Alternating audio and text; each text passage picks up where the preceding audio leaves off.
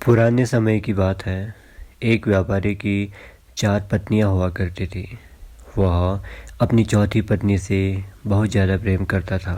उसे हर रोज़ सुंदर गहने देता और रोज़ स्वादिष्ट भोजन का प्रबंध करता। अपनी तीसरी पत्नी से भी उसे काफ़ी लगाव था।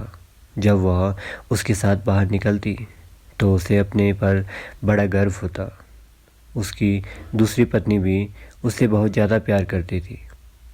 समस्या आने पर व्यापारी उसके साथ सलाह मशविरा भी किया करता था।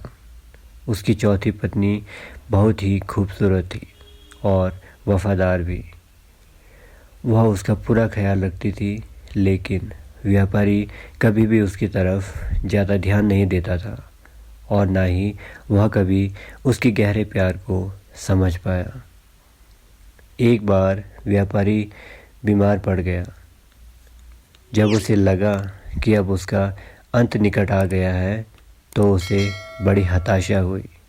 उसने सोचा, चार पत्नियों के होते हुए भी उसे अब अपनी अंतिम यात्रा पर अकेले जाना पड़ रहा है। अतः उसने अपनी सबसे प्रिय चौथी पत्नी को बुलाया और उसे अपने साथ ले जाने की इच्छा बताई।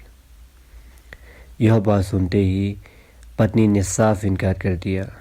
तीसरी पत्नी का भी यही जवाब था और साथ ही उसने ये भी कह दिया कि वह उसके बाद किसी और के साथ चली जाएगी। ये सुनकर निराश व्यापारी की उम्मीदें भी कमज़ोर पड़ गई, मगर फिर भी अभी 2 पत्नियों का जवाब बाकी था।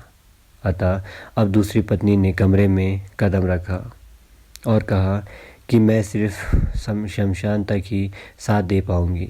अपना निर्णय सुनाकर वो भी चली गई। अब बारी थी पहली पत्नी की, जो काफ़ी कमज़ोर नज़र आ रही थी।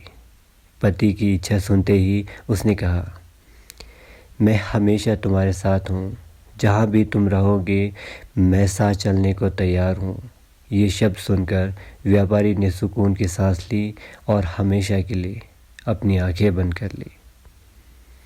तो इस कहानी का जो अर्थ निकलता है, जैसे हर कहानी एक सीख देती है, यह एक कहानी भी है और सच्चाई भी, और बिना शिक्षा की कहानी अधूरी भी होती है। उस व्यापारी की तरह हमारी भी, हम सबकी 4 पत्नियां हैं। मतलब चौथी पत्नी हमारा शरीर है, जिसे हम खिलाते पिलाते सजाते और संवारते हैं, मगर मौत के साथ ही इसका साथ हमेशा के लिए छूट जाता है।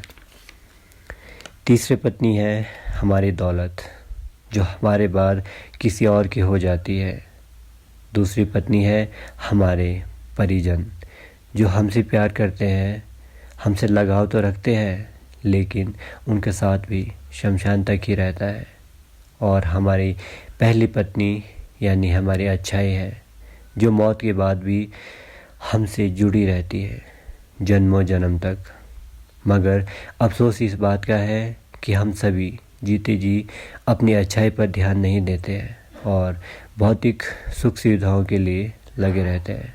तो आप लोगों को ये कहानी कैसी लगी, कमेंट करके अपनी राय ज़रूर दें और इंतज़ार करें मेरे आने वाले नई कहानियों का।